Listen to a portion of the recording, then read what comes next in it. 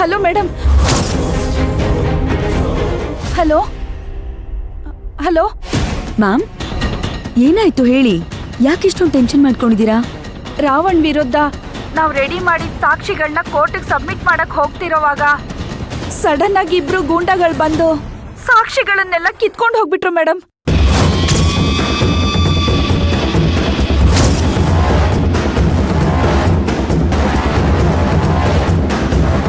ಅಲ್ಲ ಮ್ಯಾಮ್, ನಮ್ಮ ಹುಡುಗ ಎಷ್ಟು ಕಷ್ಟಪಟ್ಟು ಪ್ರಾಣನೇ ಒತ್ತೆ ಇಟ್ಟು ಈ ಎವಿಡೆನ್ಸ್ಗಳನ್ನೆಲ್ಲ ಕಲೆಕ್ಟ್ ಮಾಡಿದ್ದ ಗೊತ್ತಾ?